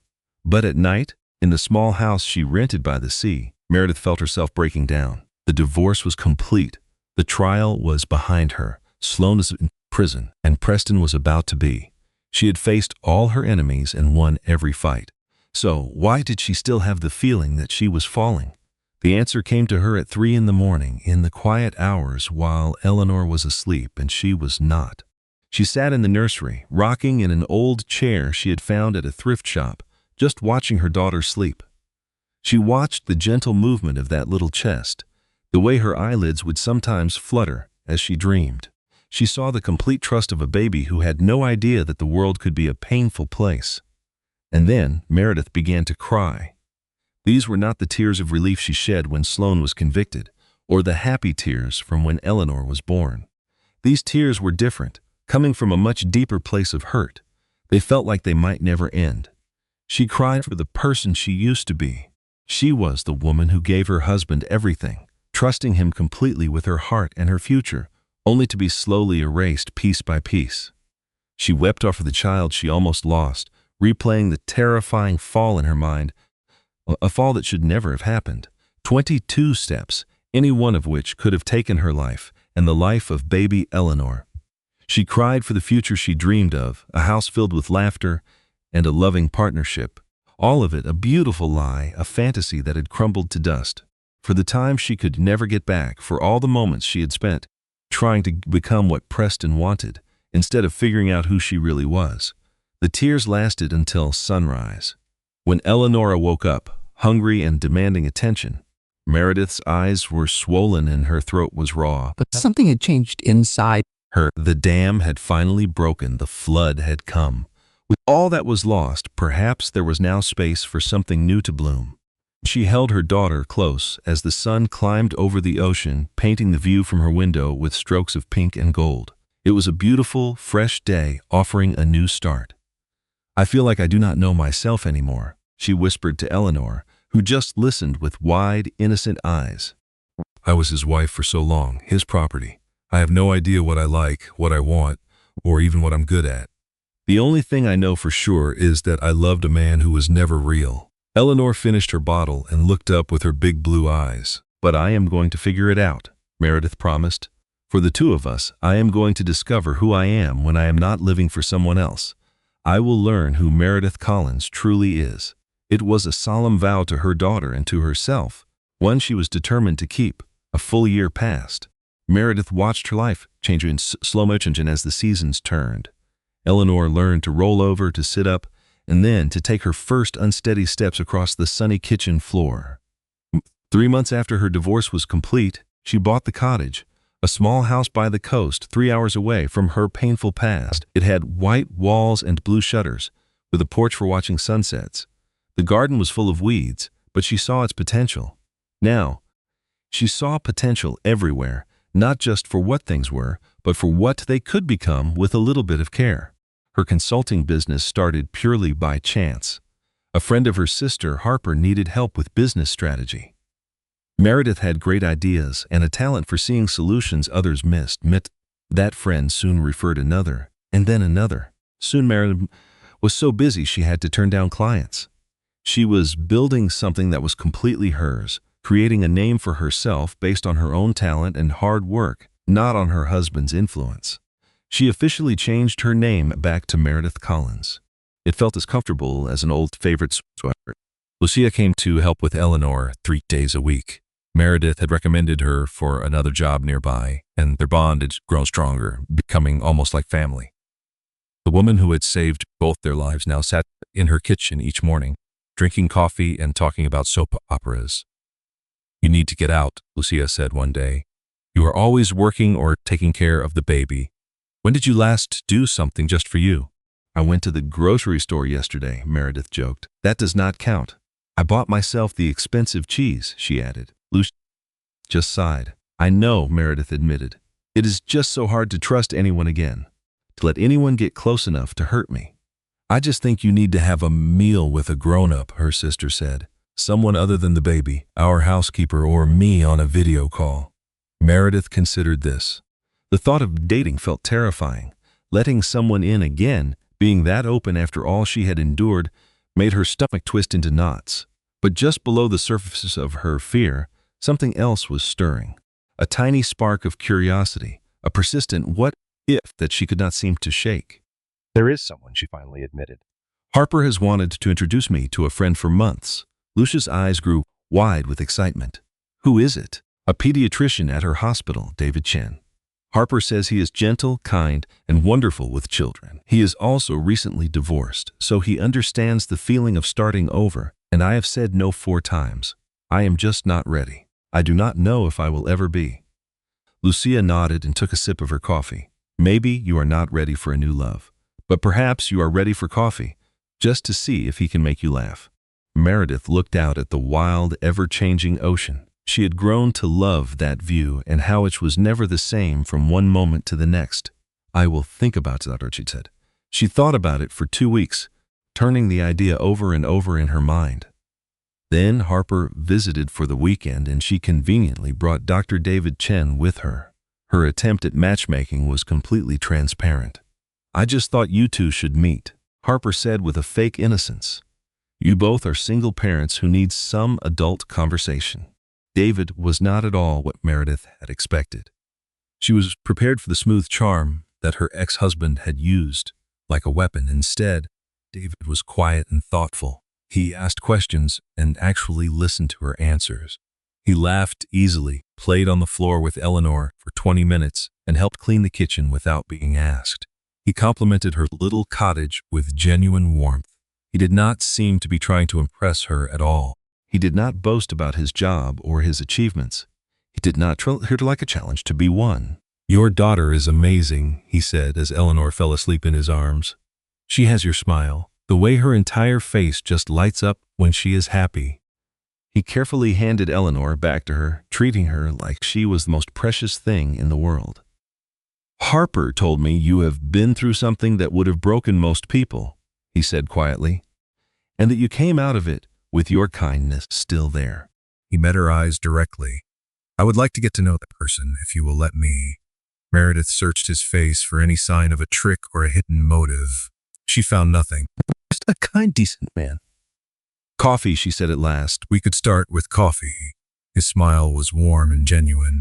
I would like that. Coffee led to dinner by the water. Dinner led to long walks on the beach at sunset. They talked for hours about their pasts and their hopes, and about the simple joys of raising a child alone. David never pushed or pressured her. He was simply reliable, showing up day after day. I am terrified, she told him one evening as they sat on her porch. The world around them felt calm and safe, a feeling she had almost forgotten. Of what, he asked, of everything, of trusting again, of being wrong again, of getting hurt, of losing myself again. He nodded. Those are good fears, the kind that keep you safe, but they also keep you alone. I cannot promise that I will not hurt you, he said.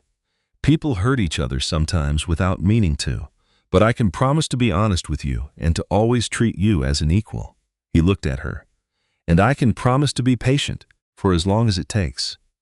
Meredith felt a tiny shift inside her, like something was starting to heal. The wall she built to protect her heart had also left her feeling alone. A tiny crack appeared. She whispered, I do not know if I can love again, or even how. He gently took her hand and said, then let me show you how, one day at a time. This time, she did not pull away. Sloan Whitmore was sentenced on a damp Tuesday morning in March. Meredith had found smaller and less intimidating than before. The long hallways that once felt like a maze now seemed perfectly normal. Or perhaps, she was the one who had truly changed. Meredith went to the hearing for herself, not for anyone else. She needed to witness the closing of this painful chapter to start her new life. The courtroom was quiet and serious. It was nothing like the frenzy of the trial, just a few people watching history unfold. Sloan was brought in wearing a bright orange prison jumpsuit. Her expensive clothes and perfect hair were a distant memory. Her roots were showing and her highlights had faded. She looked tired and rough. The beautiful disguise was gone. The person she should always been. The judge recited the facts of the case and read the victim statements. Miss Meredith had spent 3 long days writing her own statement. It was not about revenge. She just needs Sloan to understand the true damages she had caused. "You stole something from me that I can never get back," she wrote. "It was more than just my safety or my trust. You took away my ability to feel safe in my own world. You made me question everything, my own mind and my own memories. When my daughter nears the stairs, I remember falling. When I close my eyes, I see your face as you watched me fall. You did more than just push me.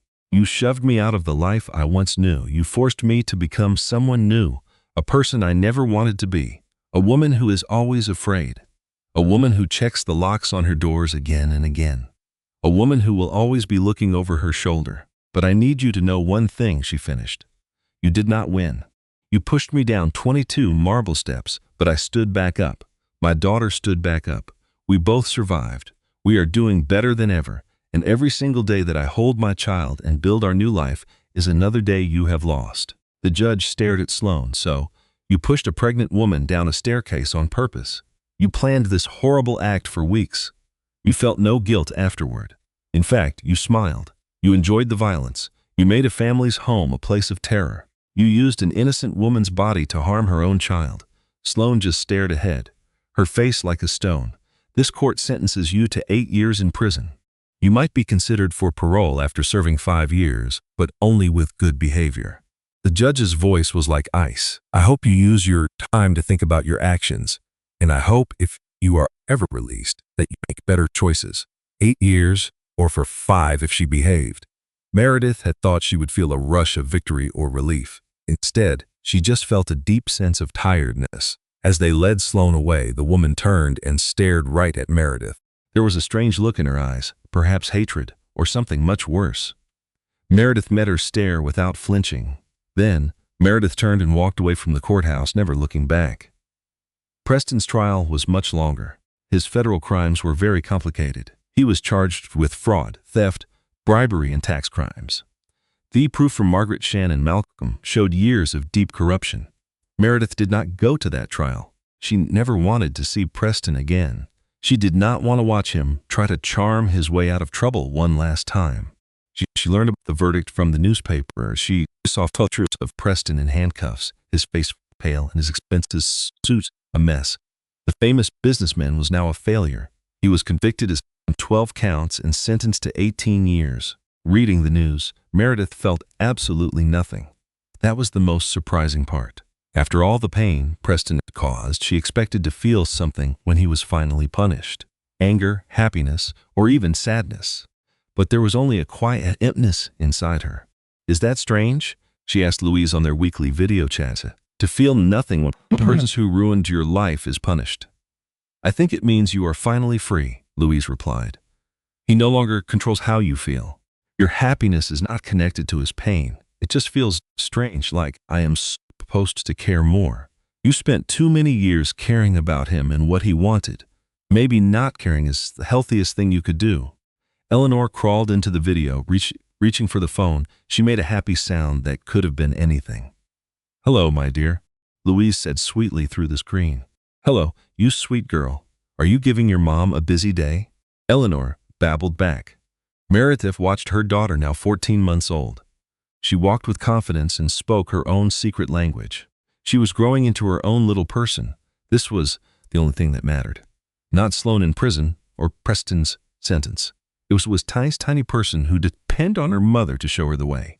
"I have some news," Meredith said after Eleanor went to bother the cat. "David and I are becoming very serious."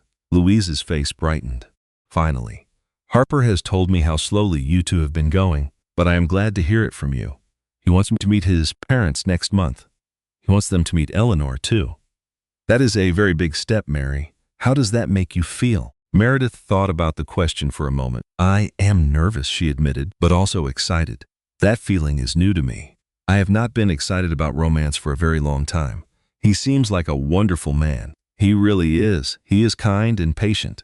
He sees the real me, not the person I pretend to be. Just me." She gave a genuine smile. "And he actually wants to be with me."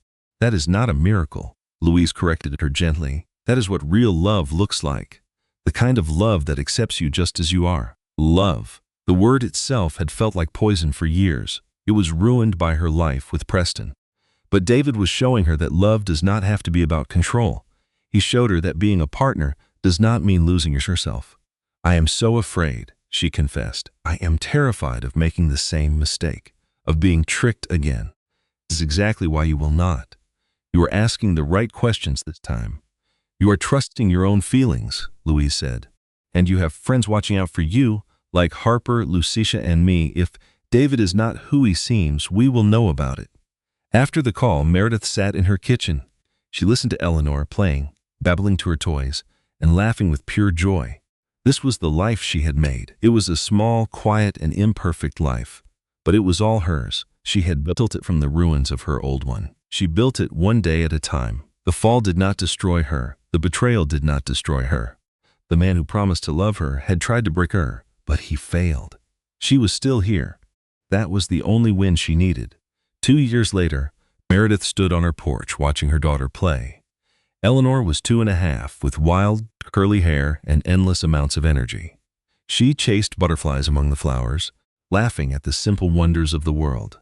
The garden had also changed in those 2 years. Meredith had spent so much time working in the dirt. She pulled weeds and planted seeds, learning what would grow. Now, beautiful roses climbed a fence and lavender grew along the path.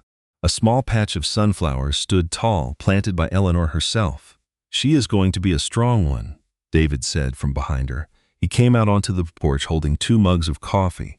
He gave one to Meredith and sat in the chair next to her. They were a pair of bears, his and hers, set up to watch the sun go down over the water each night. Her daughter was already a leader. Meredith sipped the perfect coffee David had made for her. The daycare teacher called her a natural, organizing games and getting mad when others broke her rules. Meredith smiled, wondering who she took after. Meredith nudged him gently. I am not that controlling. He laughed, reminding her how he alphabetized her spice rack last week. Who does that? It was a warm laugh, her favorite sound in the world. I love you, she said, the words feeling easy after 2 years. 2 years of slowly learning to trust someone again.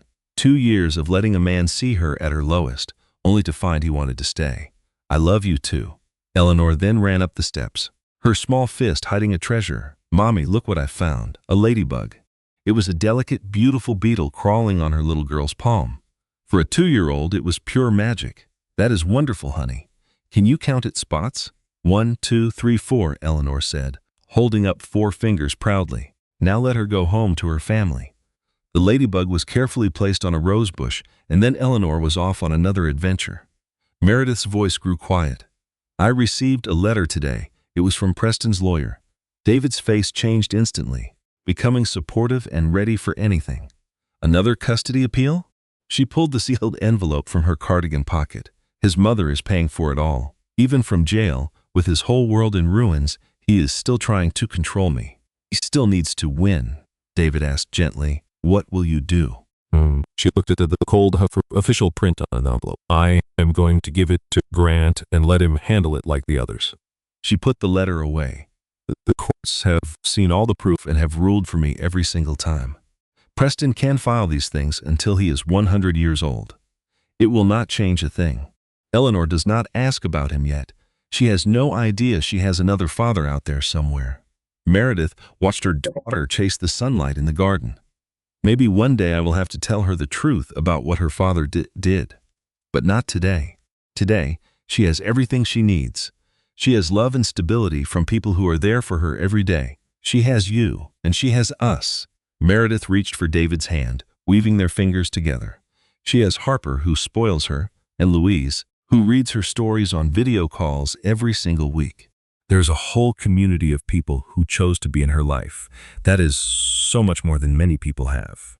It is more than I ever had in my marriage. She squeezed his hand, feeling a wave of gratitude. I always thought family was just about blood, something you were stuck with. Now I see that family is about choice.